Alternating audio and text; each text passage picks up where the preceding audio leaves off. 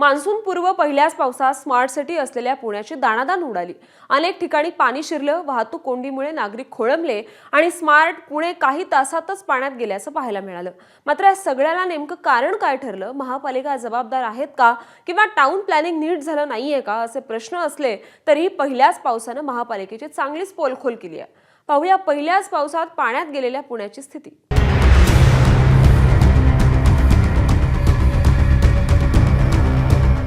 मान्सूनच्या आधीच पुण्यात पावसानं दिली वर्दी आणि वळवाच्या पावसात पुण्याचे आणि पुणेकरांचे हे असे हाल होत आहेत। कुठे गाड्या वाहून गेल्या, कुठे रस्त्यांवर नद्या उतरल्या, तर कुठे होर्डिंग्स पडलं। अवघ्या काही तासांच्या या पावसानं पुणेकरांची काय अवस्था झाली हे वेगळ्यानं सांगायला नको। नवीन पूल वगैरे सुधारणा बऱ्याचशा झालेल्या आहेत, परंतु त्याही अपुऱ्या पडतात आणि बऱ्याच ठिकाणी पाणी साचणे आणि खड्डे हे असे प्रकार आहेत। त्यामुळे नागरिकांना एक एक दोन दोन तास 2 किलोमीटरसाठी जायला लागतो।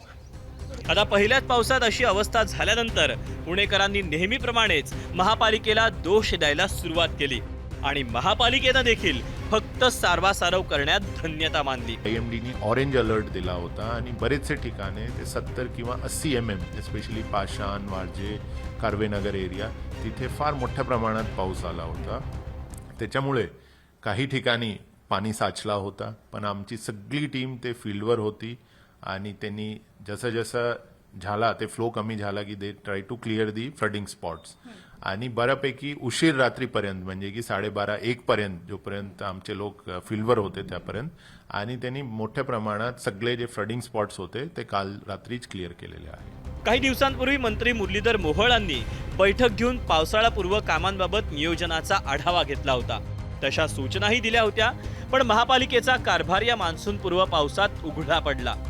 आता पुढच्या काही दिवसात पुणेकरांना आणखी काय बघावं लागणार हे पुढे करत जाणे।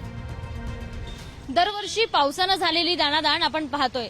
दरवर्षीपेक्षा या वर्षीच्या पहिल्याच पावसात झालेली अवस्था बघून येणाऱ्या पावसाळ्यात पुणेकरांसाठी काय वाढून ठेवलंय या विचारांनीच पुणेकरांच्या मनात आता धडकी भरते। ड्रेनेजचं काम किंवा नाले सफाईच्या कामावर 26 कोटी रुपये खर्च करून या पुण्याची अशी अवस्था होत असेल तर हे पैसे गेले कुठे असा प्रश्न उपस्थित होतोय। कॅमेरामन विजय राऊत सह शिवानी पांढरे, एबीपी माझा, पुणे। एबीपी माझा, उघडा डोळे बघा नीट।